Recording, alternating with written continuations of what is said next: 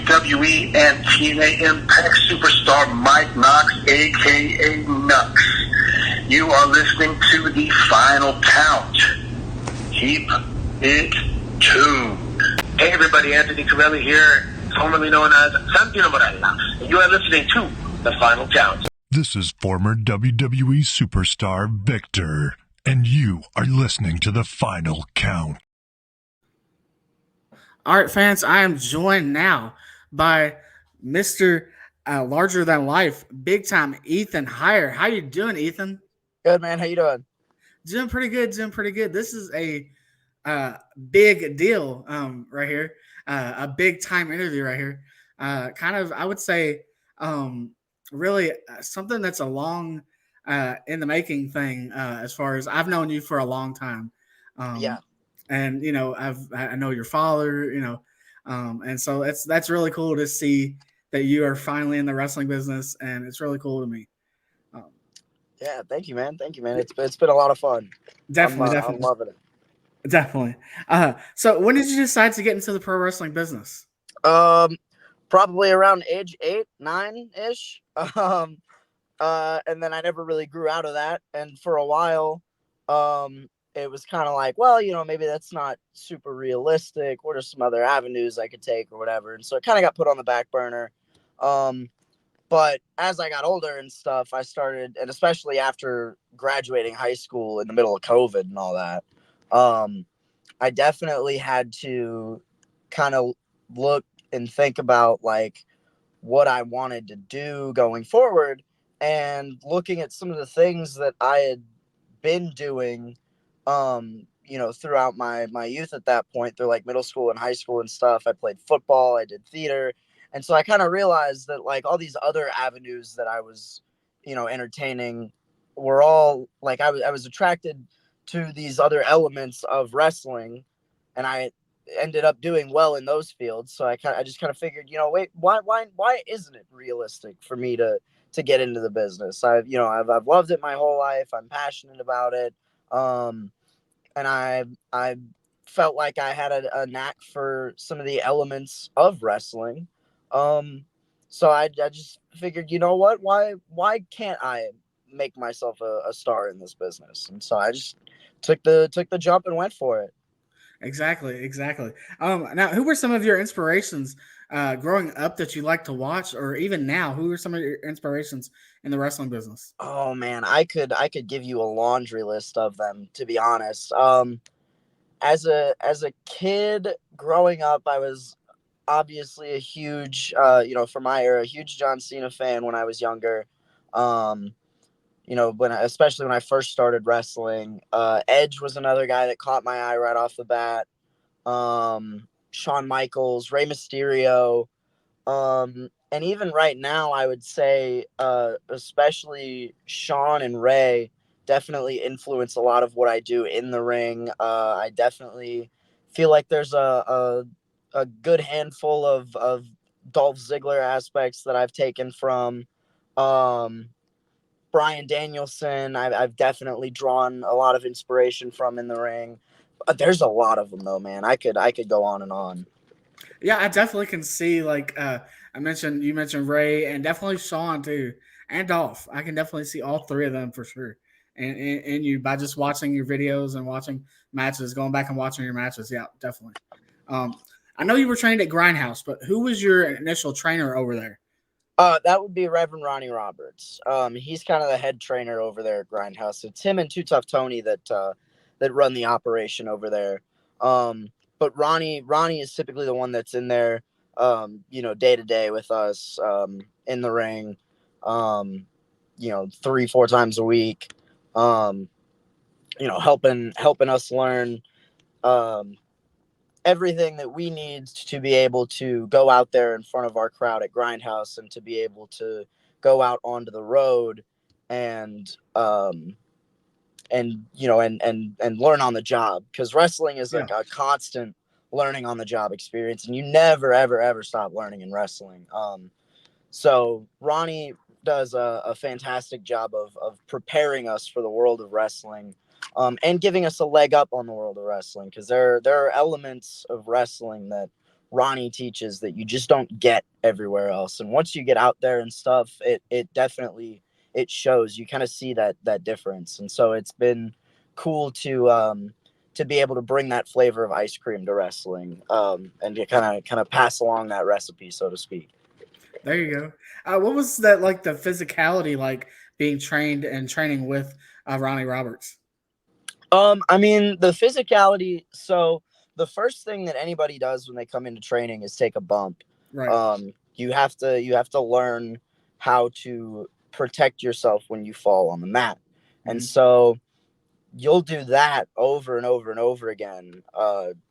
Just on day one alone, just repeatedly, and then once you start to get a hang of that, and you start to get a hang of the fundamentals and stuff, it every day we're in the ring, honing our craft and wrestling with each other, and it's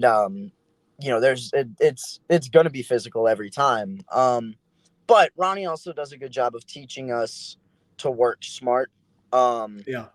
and so there's like we get our work in, and we definitely get our reps and stuff, but um it's the physicality of wrestling is the first barrier that you're gonna have to cross, because it's there. I've seen many people that come in and they hit that mat one time, and they're just, ooh, that's not for me. um so that's kind of the first threshold, and then once you get past that, wrestling is a lot more physical than people think. So it's definitely a test to try um make your way into wrestling, to try and see if you really have what it's made of to or what it takes to get into that ring, and do what we do and stuff. But once you're in there with Ronnie, and you've gotten the hang of it, if you've been wrestling for a while, um, Ronnie is fantastic at training your mind as well as your body.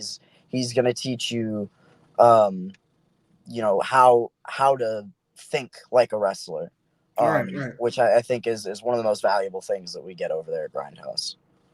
Right on. Right on. Can you talk about your first match? And if so, what was that match experience like? Yeah, so my debut match was kind of a unique experience, because my first match on the Grindhouse shows was a pre-show match at last year's Rumble Rumble. And we don't typically do pre-show matches at Grindhouse, but we did for this one show.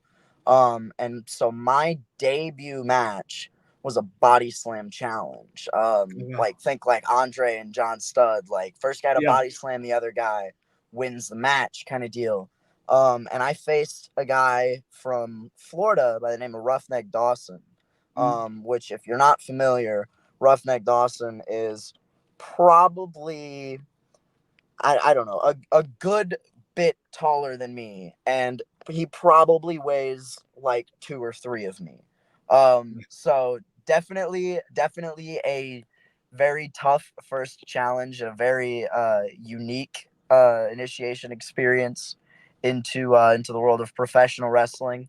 But lucky for me, by that point, I had been training for a good little while with Grindhouse, and I had kind of figured out how to hone my giant personality to make myself larger than life, and I was able to pick up a big time debut win in that Body Slam Challenge match on the Rumble Rumble pre-show, and from there it's just been higher and higher and higher. There you go. Now, was that something you had a chance to prepare for, or like did it just get thrown on you? So I had some time to prepare for it. I was told a little bit in advance that I would be having a body slam challenge match, at the Rumble Rumble. Um, but I had also just been coming back from an injury in training. I had broken my collarbone, and I had been able to get back in the ring a little bit earlier than, um, anticipated. But we had been expecting me to be ready for Rumble Rumble. So I had some time to get back into the ring before the Rumble Rumble, that I hadn't anticipated having, that I was able to take advantage of to get back into the ring and get my reps and get used to working again. And um, so by the time that Body Slam Challenge match came around, I was physically ready for sure. And I was definitely excited to have my first match. I felt like I was ready to get out in front of a crowd and see what I could do. But it also was kind of like, to me, it was almost like the make or break. Like, all right, I've been training for this long now, but let's see if it's been worth anything. Let's see if I can do anything with it. Because it's kind of like taking a test. You study for it and Right. study for it and study for it, but that doesn't always mean you've got all the answers to the questions. Oh yeah, yeah.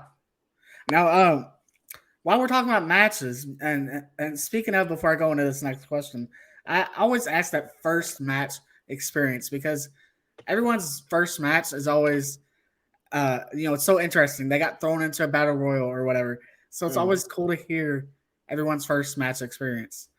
But while we're talking about matches, if you could pick 3 matches as your top favorite matches that you've had thus far in your career, what matches would you pick? Ooh, that's a good one. In no particular order. But I'm gonna give them to you chronologically. The Ring General's title ladder match from last year's Rise event. That was the inaugural Ring General's champion.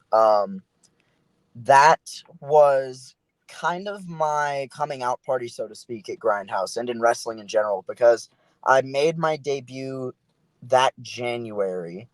I had a match in February at GrindHouse and a match in March at GrindHouse, both of which were pretty decisive losses. Um, and then I had a couple other matches out on the road, but I was still just getting started. And then, the Ring General's ladder match comes around at Rise, and it turns out that we've got a couple open spots left. And that was just kind of thrown on me. Like, that was, Oh well. I was there geared up for the show, and I'm seeing the card be put together, and I don't see my name, and I'm thinking, oh, I guess I'm not on this show. And then Ronnie comes up to me and tells me, like, oh, by the way, did anybody tell you that you're in the ladder match? And so uh, that was kind of just thrown into my lap, like, here's your shot, kid.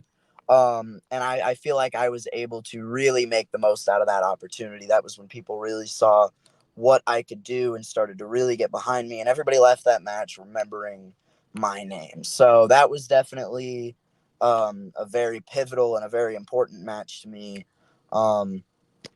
And just looking back, I had so much fun being in that position, being in that main event, being in that high stakes environment, being in there with some of the best guys we had at Grindhouse. It was just it felt right.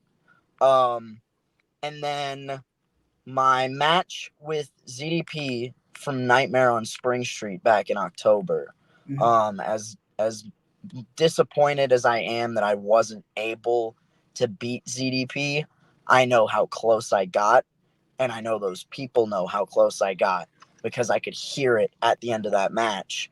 And I could just feel in the energy in that room after that match that was one of, if not my best performance up until that point of my career. And I feel like ZDP and I bring that out in each other, because he's a guy that I met when I first started training. He was always giving me advice. We've been up and down the road together. And so when ZDP first cost me the Ring General's title, I took it as a slight. Like, he felt he was trying to prevent me from reaching the top, or show me that he didn't think I was gonna reach the heights that he had reached, because Right. for as quickly as I picked up to this business, a lot of people had kind of been drawing comparisons to us. And I kind of thought that maybe there was some kind of common ground between me and him. So I took it as a slight when he cost me the Ring General's title. And I think that competitive nature between the two of us has brought out some of our best performances against each other. And I think that match at Nightmare on Spring Street is a prime example of that. And then just recently, my match at Rumble this past year, the triple threat for the Ring Generals title match, me, ZDP, and Damian Chambers. Damian Chambers and I also had an honorable mention to the match I had in December with Damian Chambers one-on-one, because that was a proving ground for me, to show that I could hang with some of the best guys that this business has to offer right now. And even though I didn't come away with the title, I feel like I definitely proved that against Damian Chambers in that match. But if there was any doubt after that match, I think this triple threat at Rumble definitely proved it and silenced any doubt, because that was ZDP and Damian Chambers, two of the best in the game, the best in the region right now, with a heavyweight title on the line. Rumble 1 year from my debut, and to see where I came in 1 year, going from the pre-show match in my debut all the way to the main card in a heavyweight title match with guys like ZDP and Damian Chambers, and to hear those people willing me on, they like to feel the belief in that room, in me to overcome ZDP and Damian Chambers and finally become Ring General's heavyweight champion. I think if ZDP at Nightmare on Spring Street is one of, and not my best performance to date, I think that triple threat match is definitely my my crowning, I don't want to say achievement, because I didn't win the Ring General's title in that match. Right. But that was definitely one of my best performances to date, and I think that was the match that really showed the world how far I've come so quickly, and just what a high level I can step it up to in those big time situations. Definitely, and we're gonna get more into those matches. A couple of those, especially the ladder match, and then actually the feud that you've had with ZDP, and then also that triple threat match that you just mentioned.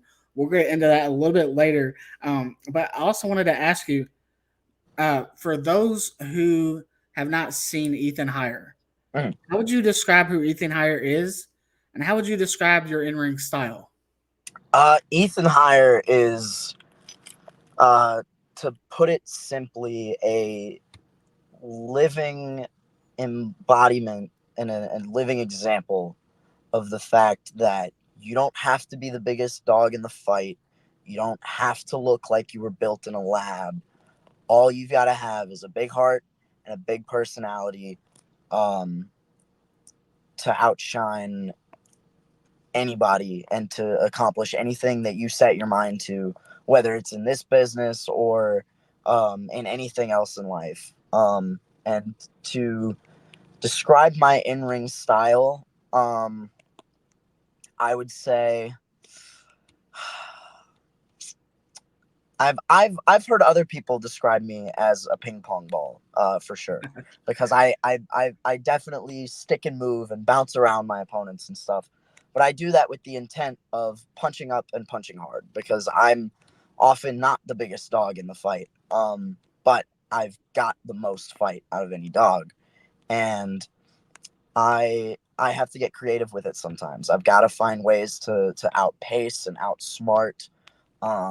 And sometimes I got to chop the tree down. So you have to be a little innovative with that. You've got to be able to think on your feet, in those situations. And that's what I do best. I thrive under pressure. I love that answer. Great answer right there. How did you come up with the moniker Mr. Larger Than Life, and then also a big time? So Mr. Larger Than Life was kind of something I had come up with almost as like a goalpost for myself, because when I was starting out, I was still trying to find like who I was in the ring, and how I wanted to present myself and all of that. And something that I continuously heard throughout my training was that in this business you have to be larger than life, and that phrasing stuck with me, especially for a guy my size, because physically I'm not. So I felt like in terms of my presentation, that meant I was going to have to step it up and really be that as a personality and as, as a presentation. And so I kind of set that name as a goalpost for myself at first. And the more I ran with it and the more I started wrestling under that moniker, the more I found myself embodying it, because like I said, I try to show firsthand that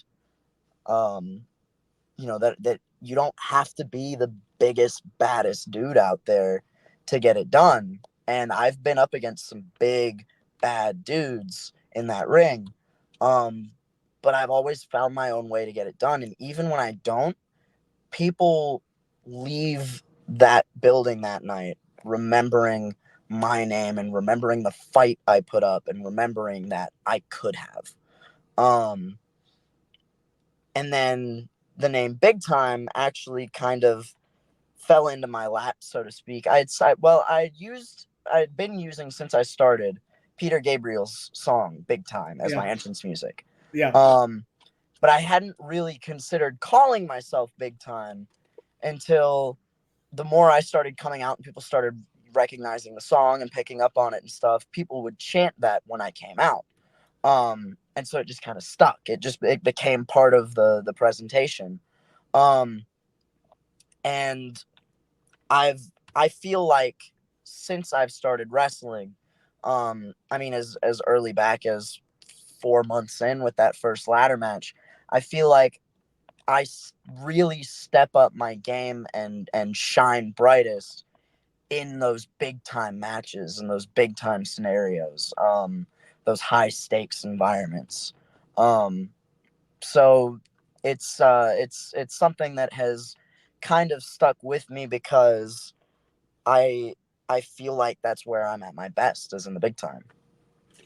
I like that was the big time. I like that big time was like an organic thing right there.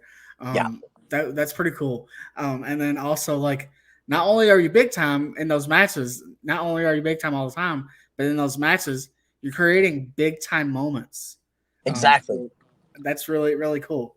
Um, what are some of your favorite promotions you work for, and any promotions you have not worked for that you would like to work with or for within 2024? Oh man, I couldn't.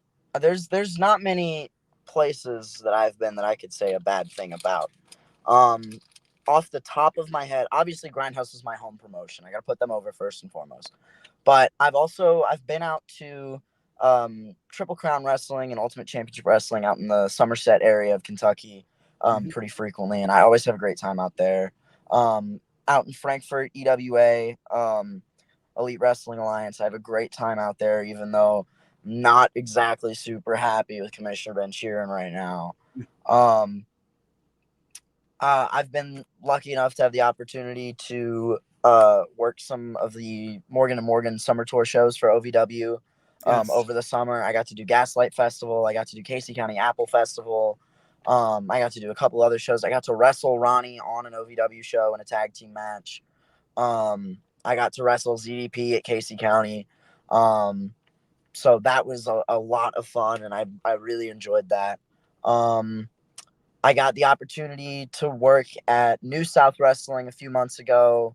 That was a lot of fun for me. I enjoyed that opportunity. So I'd love to go back to New South. I'd love to do more with OVW.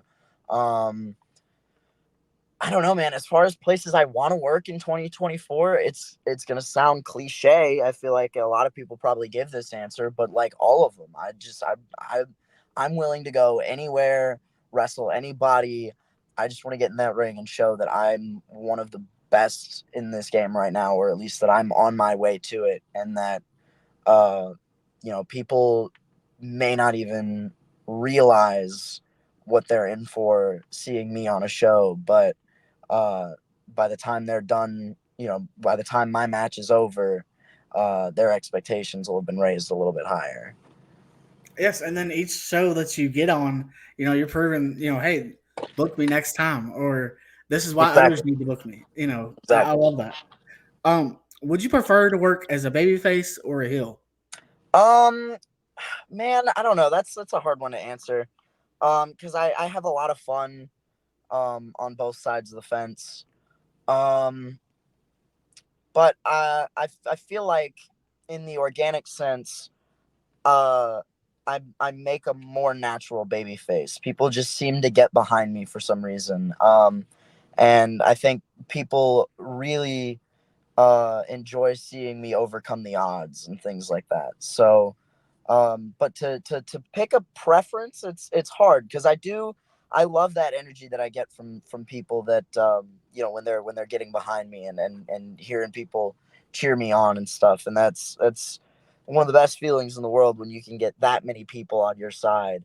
But at the same time, sometimes it's fun to just let loose and let it fly and come off the hook a little bit. So that's a tough one to answer. Kind of like the best of both worlds. Yeah. uh, who have been some of your favorite people to work with? Oh man. Off the top of my head, like I said, ZDP. Um, he and I are just we have such a good chemistry in the ring, and I think that's because of that competitive spirit between the two of us, and because of our similarities and things like that. I've really enjoyed getting the chance to work with Damian Chambers recently. Obviously, we kind of came to blows a little bit during the Rumble match, but testing myself against a guy of his caliber has been a fantastic experience for me. Um, I man, and now you got me thinking on all the matches I've had. Tyler Lee Deputy. I've had a lot of great matches with Tyler Lee Deputy. I feel like he's another guy that I can just get in there and do my thing, and it's gonna be good. Um, I had a match that I was really proud of against James Kendrick at TCW and UCW for the Southern States Championship. It was actually my TCW debut. Um, that was a great experience for me. I don't know, man. There's so many people that I've gotten the chance to get into the ring with that I just had a great time with. Carson Drake, I got to wrestle Carson Drake in my first match at EWA, and that was a lot of fun. Carson made quick work of me, but I mean, seeing where he is now, I can't say that I'm super surprised about that. But working with Carson Drake and having that opportunity was a great experience. Um, I love getting the chance to wrestle Ronnie anytime the opportunity presents itself because I've learned so much from him since I started wrestling. And Mm. I feel like every time I get in the ring with him and actually wrestle him, I learn even more from him. Um, but man, I could go on and on. I really could if I wanted to. I could sit here and I could run down the list of people that I train with every day and put all of them over because I think we've got some of the best people you know, coming up in the scene right now at GrindHouse. And I think a lot of our talent at GrindHouse is gonna be um is gonna be a big deal. I think we've got a lot of future stars at GrindHouse. Oh, for sure, and keep putting them. They Grindhouse keeps putting out so many great stars over there. For sure, Mm. definitely. How did you come up with naming your finisher sliced bread, and what made you decide to choose that as your finisher? Well, the name Sliced Bread, I can't take credit for. That's not a name I came up with, but that is a name that the move has been commonly referred to as since it was seen on the scene in wrestling. But it was a name that I stuck with because I felt like it fit. Just what I was going for as a performer. Sliced bread as in greatest thing since, and I was new on the scene when I decided to start using that move, and I wanted to prove that that I was the top tier, that I was a big time star, and so the name seemed like it fit, and it's stuck. People have grown to recognize my finisher as sliced bread, so it's something that's kind of stuck with that move.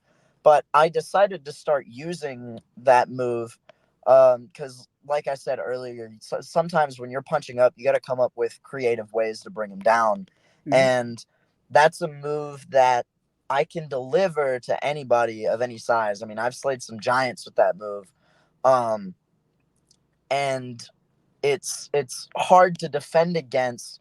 I mean, it's there are ways to defend against it if you've got the right strength and you can coordinate. But once I've got you rocked and ready to roll, and I can get my momentum going and bringing my full body weight over you to bring you down, it's just it's hard to stop that. There's I don't have to pick you up. I don't have to drop you. I don't have to reach up to your head and knock you out. All I've got to do is hook you up, take all of my body weight and use it to drive you to the mat that one good time. And sometimes that's all it takes, man. All you need is 3 seconds. And Exactly. that move has picked me up plenty of pinfall victories in my career. So I like it, and it definitely fits you. It definitely fits the big time thing. It definitely fits you for sure. And Mister Larger in Life, it fits all around. Can you talk about your recent feud of sorts for the past couple months with ZDP at Grindhouse? yeah, so it all started back in August. I was wrestling Tyler Lee Deputy for the Ring Generals Heavyweight Championship, and it was my first opportunity at the title since the ladder match.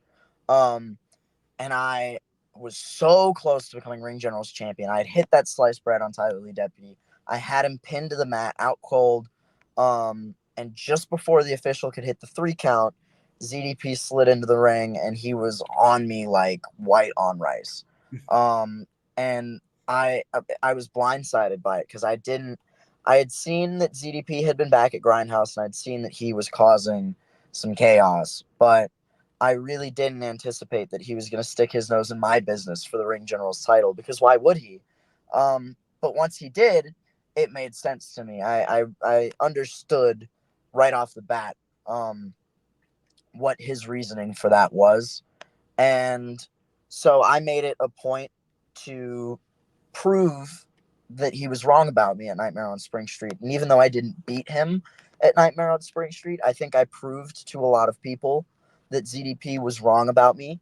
Um, but I still felt like I had to prove it to myself, because I I took ZDP to the limit, but I didn't beat him, and I want to beat him. I I want there to be no doubt in his mind, because ever since then ZDP has held on to it.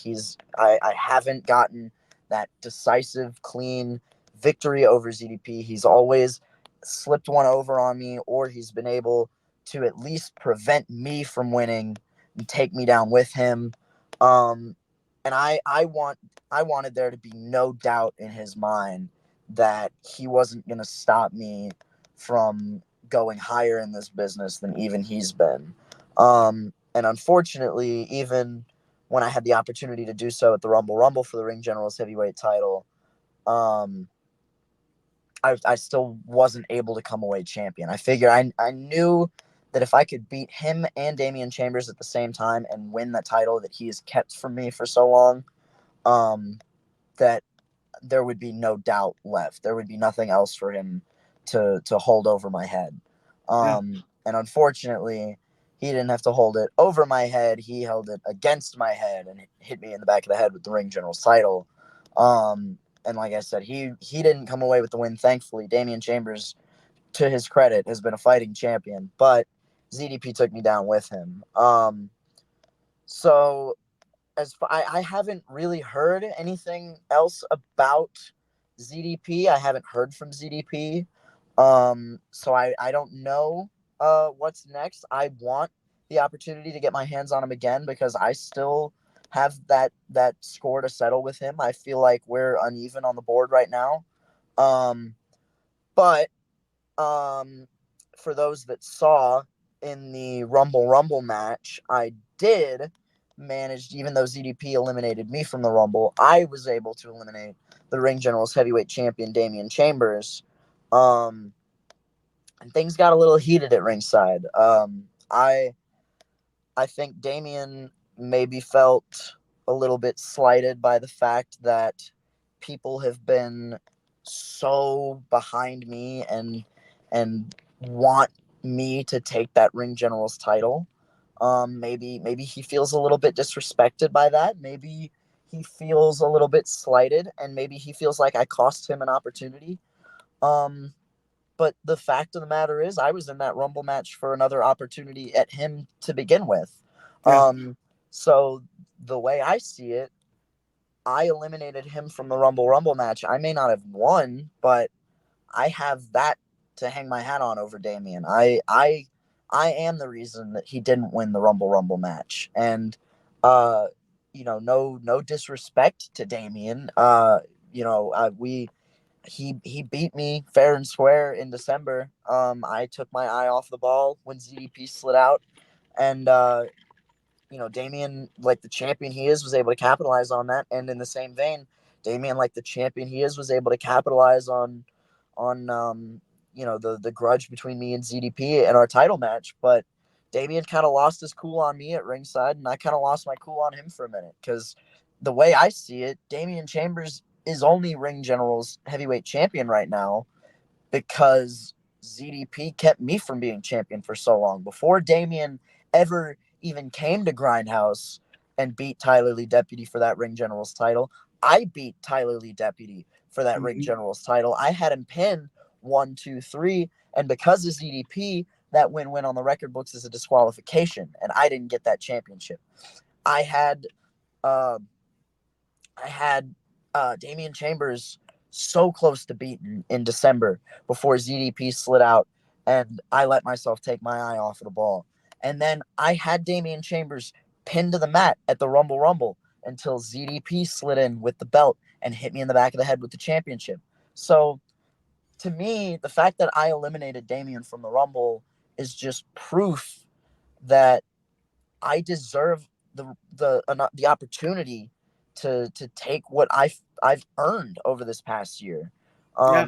I do kind of feel like I should already be the Ring General's heavyweight champion, and I feel like if it hadn't been for ZDP coming back to Grindhouse, I would have been, and maybe Damian Chambers would be in a different spot right now. So we'll see what happens. I'll be at Grindhouse this weekend, and I definitely want the opportunity to address the situation and talk with my people and figure out where we're going to go from here. Because I know that the only place to go from here is higher.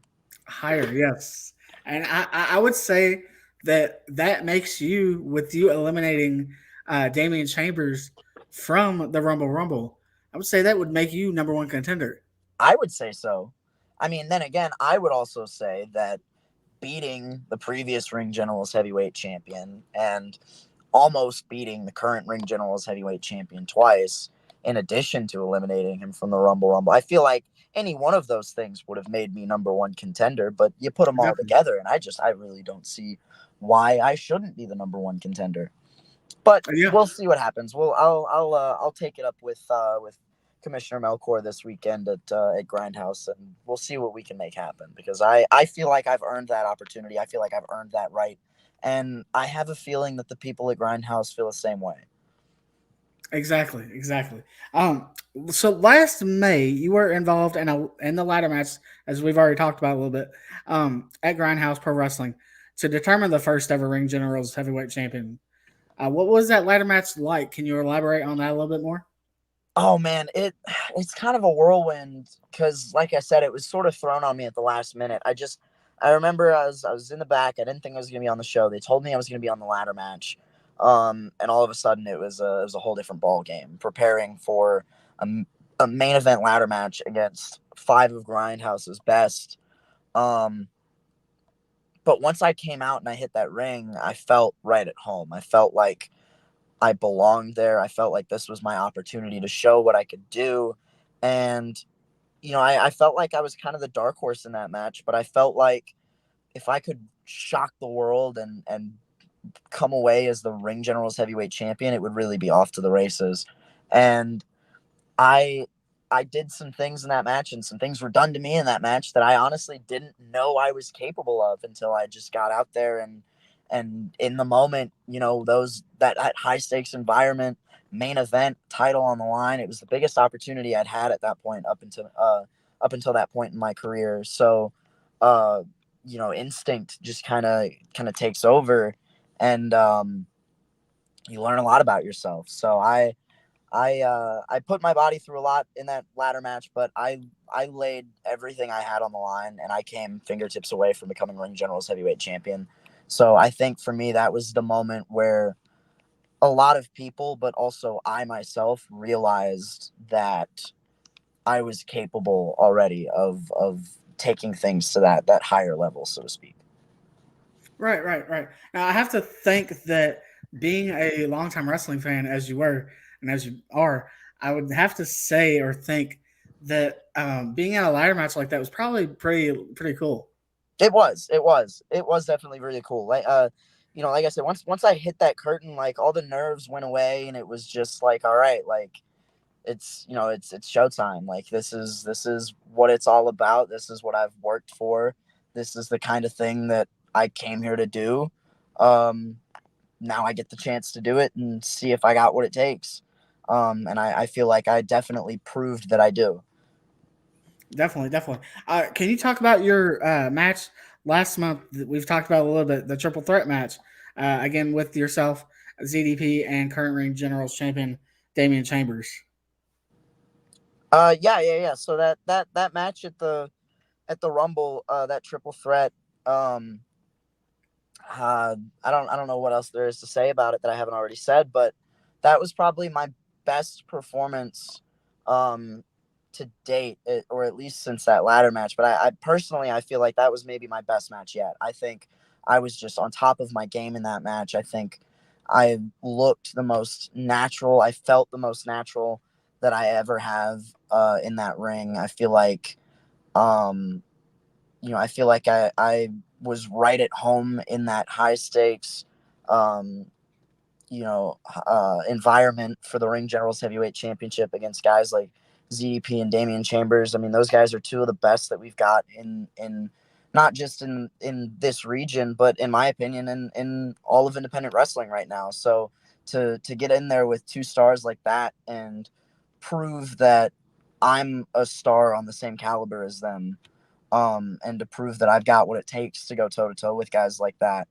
That was a huge moment and a huge opportunity for me, and to hear the reception of the people throughout that match. I mean, before the bell even rang, as soon as I came out, it was. I mean that arena was just full of noise for me, and that was a very very humbling experience. It was really really really cool um to have that many people believe in me and believe that I belong in a spot like that and want to see me reach a higher level and want to see me take that title home.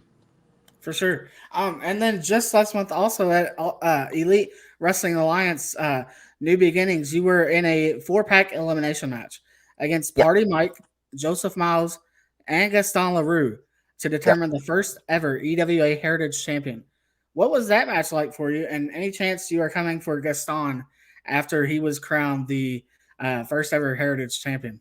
Oh, 100%, 100%. Because the thing is that the only reason I didn't win that gauntlet match, that 4-pack challenge match for the EWA Heritage title, is because Gaston LaRue hit me in the head with that stupid book of his, um, and took me out of the match. So yeah, I have a grudge against Gaston for that. Not to mention the developments at EWA, throughout the rest of that night with the Ben Sheeran brand. I mean, Ben Sheeran, a commissioner that we all thought I think was going to really be a good businessman. Obviously, I'd had issues with Ben over at Grindhouse, early on, but I was starting to really enjoy, being around Ben and working with Ben as commissioner at EWA.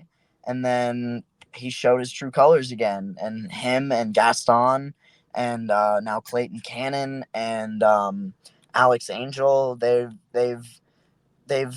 ruined a good thing at Elite Wrestling Alliance, and I think we're all kind of um, I think we all feel attacked by it. I feel like I think we all feel like they've kind of become an invasive species around EWA.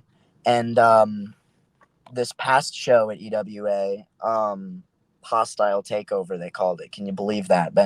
Of course, Ben would call it something like hostile takeover. Exactly. And Ben, I had challenged Gaston to a one-on-one match for the Heritage title because I knew that if he hadn't hit me with that book, I had every opportunity of walking out of that 4-pack challenge, the inaugural Heritage champion.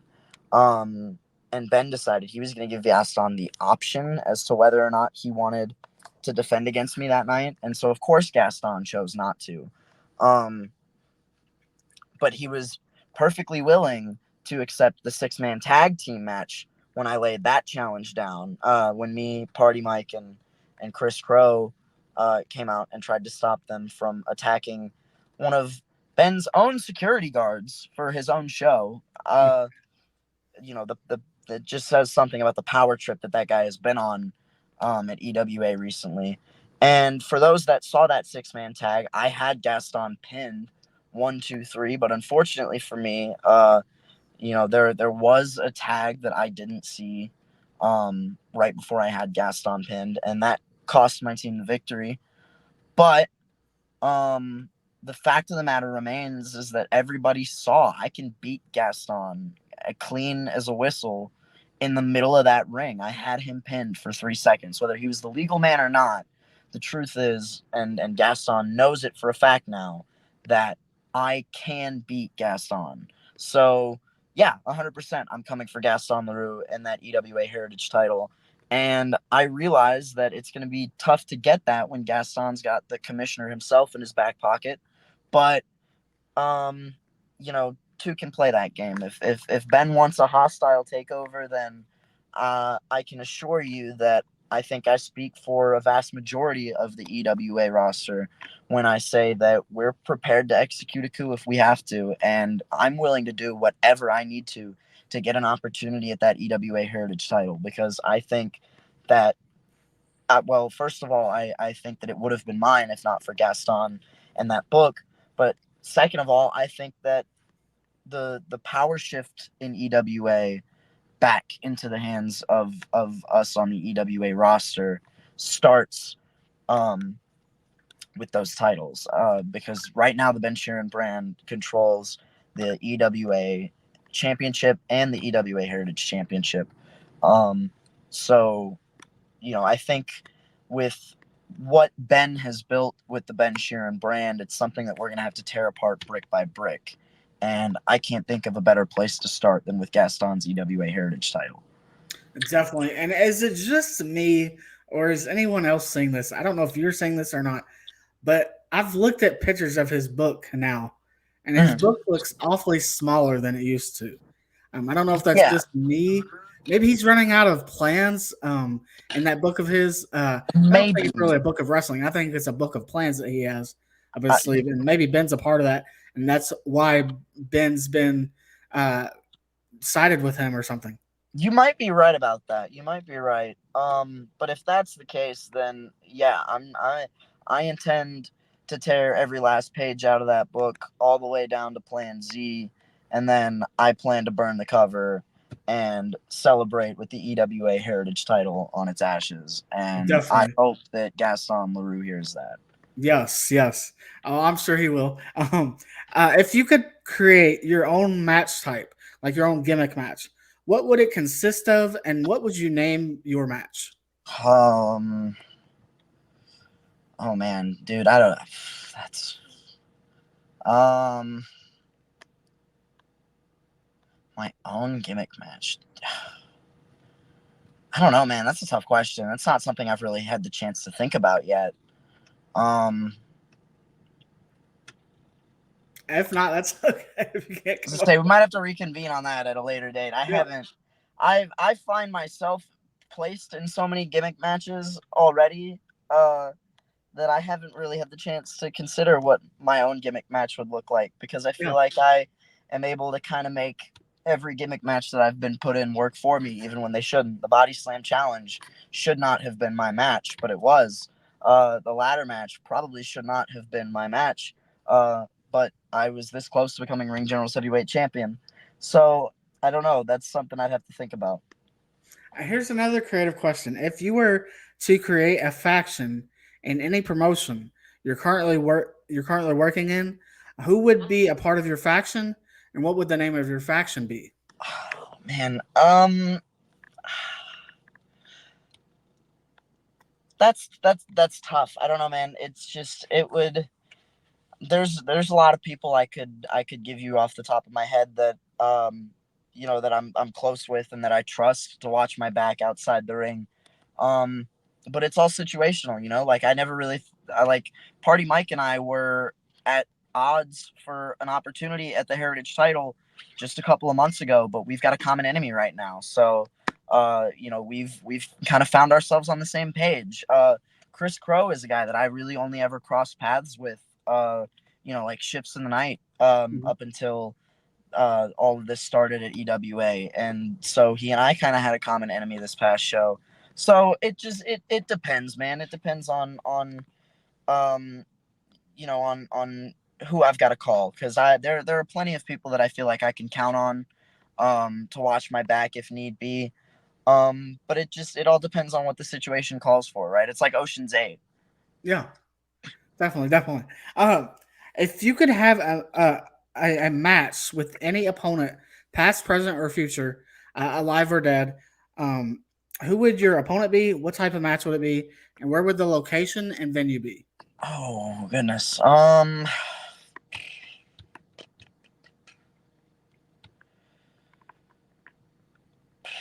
Man, that's tough because there's so many guys in wrestling that I would have loved the opportunity to get into the ring with.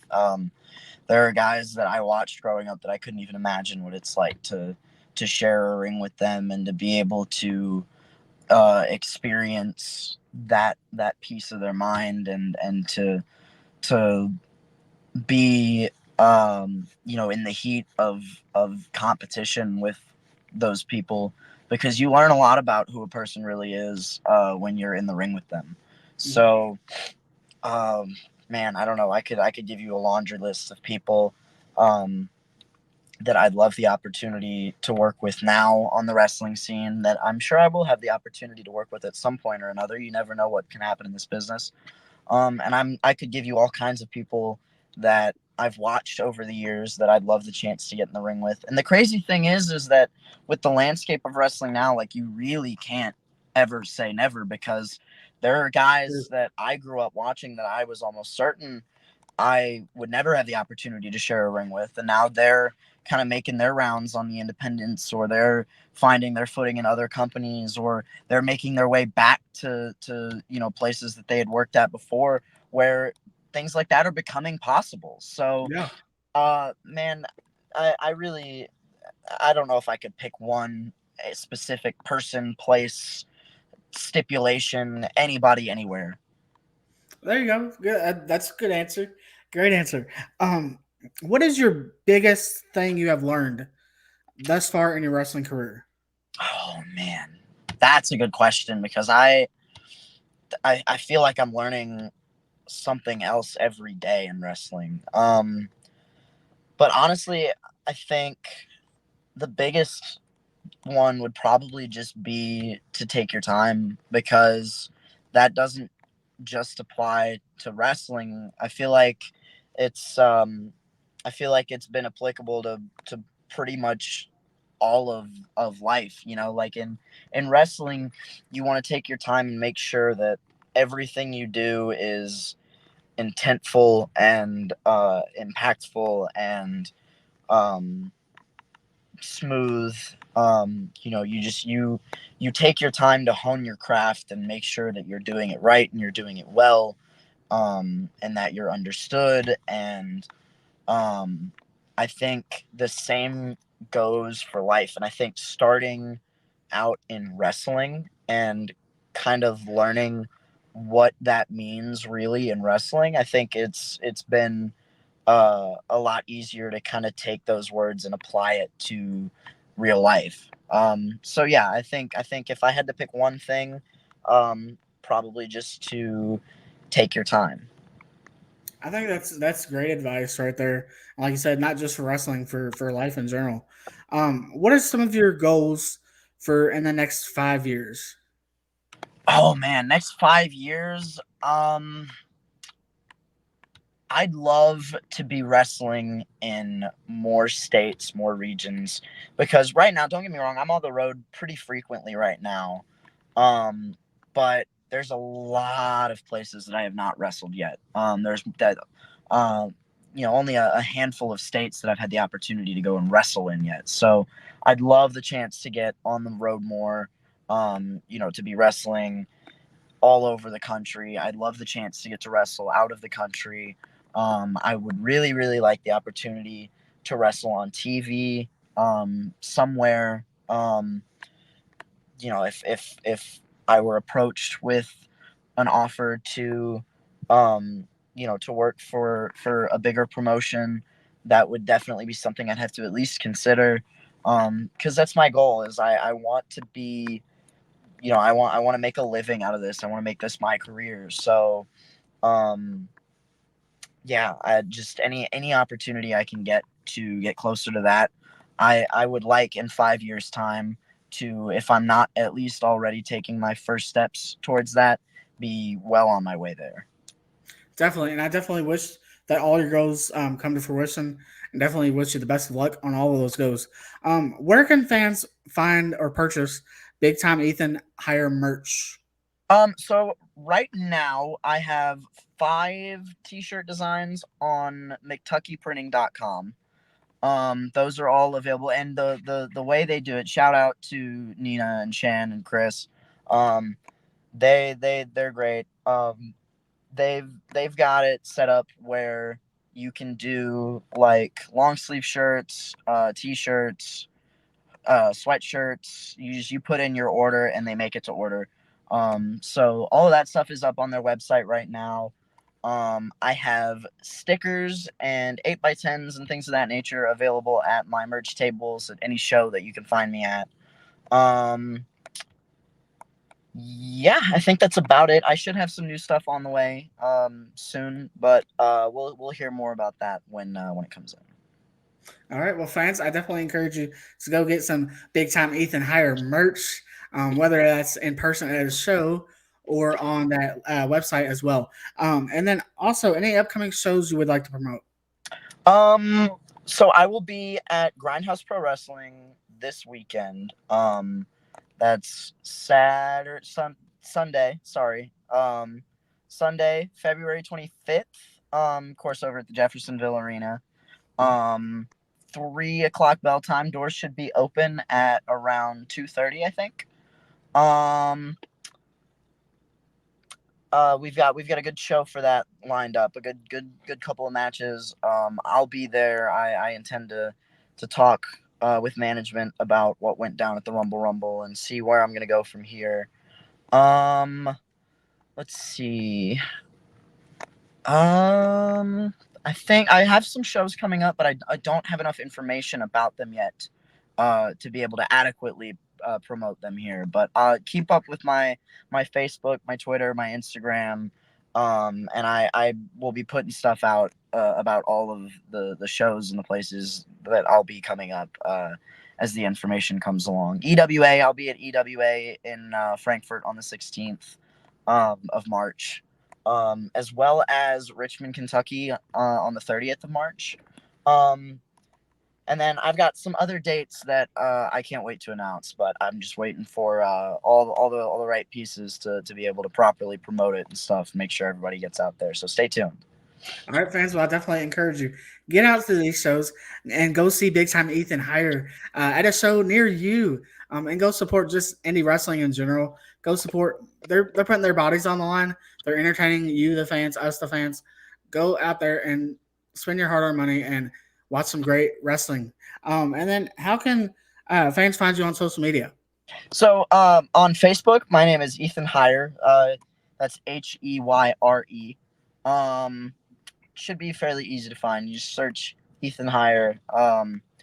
You'll see me. I'm not hard to miss. But my Twitter and Instagram are both Higher Life. Heyre again, just like my name. All right, and I definitely encourage all the fans to go and um, check out Ethan on all his social media as well. And then how can promoters contact you for their next show? Promoters can contact me either by direct message on any of those social medias or I have a booking email that I just set up like a couple of months ago. That's higher level HEYRE higher level booking at gmail.com. All right, promoters, if you're out there listening, go and book them for your next show. Go, definitely be worth it. Definitely worth to get big time Ethan Heyre and make your next show big time. How about that? And if you also want to contact us, we can help you get in contact with them as well. So I'll definitely do that for you and help you out with that as well if need be. But right now, Ethan, I'd love to definitely thank you for again coming on the show, and you're welcome to come back anytime, sir. Thank you, man. Thanks.